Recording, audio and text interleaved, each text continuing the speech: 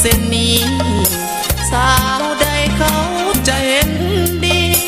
ป่านี้สงสารคนจนเป็นลูกกำพร้าพ่อแม่บ่มีอายุได้7 ปีพ่อแม่ทิมป้าลาอยู่กับแม่เฒ่าย้ายสลาตาฟางเปรียบเป็นลูกตกขังโศกเศร้าสนาวน้อยใจเกิดเป็นคนสร้างมาพับอย่างนี้มีชีวิตยืมมือซื้อไปวันเหมือนเรือลำน้อยลอยกลางทะเลผูกพันพายุเฟื่อนฟองฟาดฟันอันตรายเหลือน้อยเสี่ยงภัยความหูต้อยต่ำจำต้องกากำทำงานสาวใดจะสงสารเด็กเสิร์ฟอาหารคนต่ำมีสาวได้บอกอีดูคนจนตัวดำเกิดศาสตร์นี้มีกรรมเศร้าโศกลำพั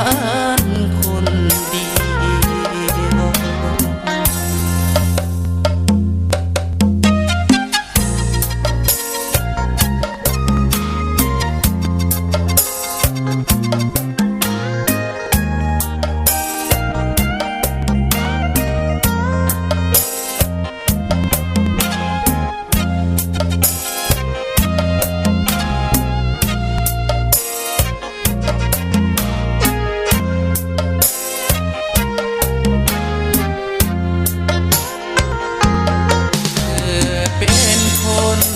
สร้างมาพับอย่างนี้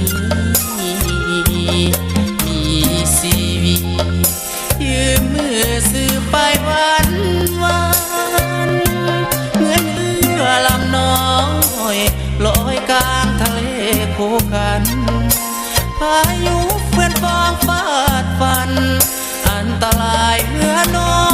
ยเสี่ยงภัยความหูต้อยต่ำจำต้องกากำทำงานสาวใดจะสงสารเด็กเสิร์ฟอาหารคนต่ำมีสาวได้บอกอีดูคนจนตัวดำเกิดศาสตร์นี้มีกรรมเศร้าโศกลำพันคนเดียว